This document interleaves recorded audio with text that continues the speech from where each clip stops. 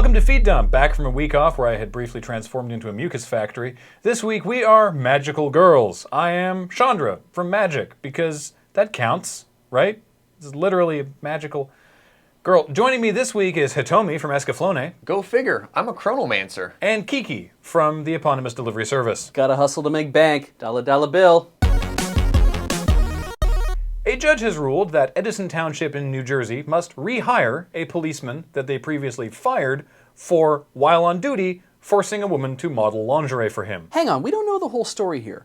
Maybe this was a reciprocal agreement. I mean, after she modeled the lingerie, then maybe it was his turn to model lingerie for her. I mean, we don't know what was going on here. I think we're jumping to conclusions. Why am I making excuses for this guy? According to the policeman's attorney, because he was fired in 2013, if they didn't put him back on the force now, then he would start to lose some of his skills and might have to go to police academy again. Very valuable skills indeed. I mean, I know of no other police academy that teaches sexual extortion of a citizen. Sexual extortion? Which police academy movies are you watching? That's pretty much all of them. I mean, it kind of sounds like a police academy movie because you'll never guess what call he was responding to when he told this woman to start modeling lingerie for him.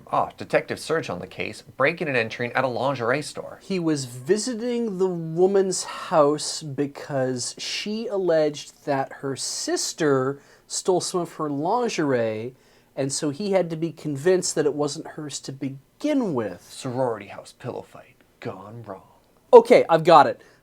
There was suspicions of drug smuggling, and so he went to a lingerie store where the drugs were being smuggled into, and in all the boxes he demanded that the women there go through the boxes to show him the cocaine, and then there was a big kerfuffle, and somehow they all ended up with lingerie on, and then the Benny Hill music started playing. Murder.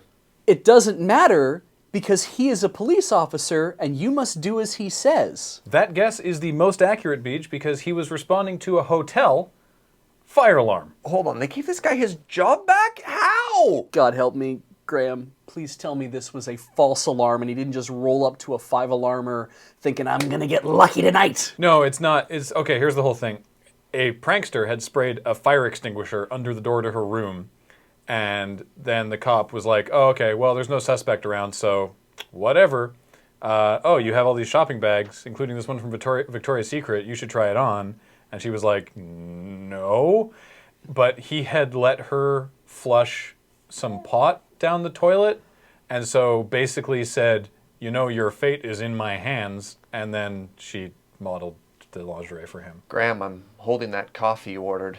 Your fate is literally in my hands. Now model that lingerie. A Pennsylvania man was sentenced to 18 months probation for traveling to Arizona in the hopes of having sex with a horse. Let's be honest, these new OkCupid features are getting way out of control. That's his problem. He should start his own social network specifically for horse fucking called Bridal. B-R-I-D-L. But Graham, how do you swipe right with hoofs?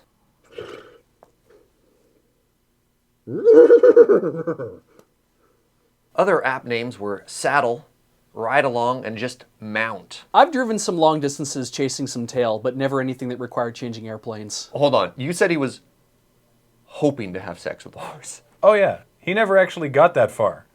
This was part of a sting to try and catch him after a deputy responded to an ad he placed online. What kind of pre-crime surveillance state horse shit is this? You can get arrested for conspiracy to fuck a horse? Thanks, Obama. I have an image in my head of this guy as some sort of mythical, Johnny Appleseed figure, because at the time of his arrest, he told detectives of his long history of traveling the country, seeking horse owners to let him have sex with their animals. John, Big John, horse fucker John. I still remember the weather the day he arrived. Big dust storm as he blew into town. He asked around all the farmers if there was any horses he could get in bed with. All the farmers told him to piss up a rope. And so he disappeared just as quickly as he'd arrived. And you could see him riding off into the distance, right into the sunset, slumped over the haunches of the mare he'd laid with for 3 hours that day. And there was a little boy yelling after him, Shane! Stop fucking my horse! The sheriff's department said it remained unclear whether or not he had ever been successful. Well, the horses aren't talking. A man from Utah who has been in over 24 car crashes in the space of 5 years has been charged with insurance fraud. Did anyone just think to ask him if he was a shitty driver? Who keeps giving this guy cars? Yeah, you'd think like after the 6 or 7 car, they might be like, yeah, this guy might be a liability. How does he keep getting insurance? And so we arrive at insurance fraud. Despite the over 24 collisions, he's only been charged for 12 counts of insurance fraud because he's gotten $55,000 of insurance money out of people over the last 5 years. Authorities say that in all of those 12 cases, it's easy to tell that the car was damaged before the collision. In a row? What does this guy's car look like now? Do we have a file photo or... That seems right. Yeah, that adds up. I'm kind of disappointed in the direction this story went. I was hoping for some magical person traveling the country one fiery wreck at a time, not a petty criminal just extorting people. Shane, stop crashing my car! With $55,000, I mean, he could buy himself a new car. Was he just saving up for an Audi? Oh, bonus, he was also charged with 2 counts of forgery and 6 counts of reckless endangerment. Hold on a second. So we've got 2 cases of extortion, 6 cases of reckless endangerment, 12 cases of insurance fraud, and 24 car crashes. What does this mean? It's the Fibonacci sequence of crime. So let all of that be a lesson to you before you commit insurance fraud, or try to have sex with a horse, or abuse your power to make someone dance for you in lingerie. Until next time, remember, there may be better sources for news, but they don't have this hat, which was sent to us from Jack, from a town that, judging purely by its spelling, is pronounced Edinburgh. I know that's wrong, but all the Glaswegians just had a good laugh.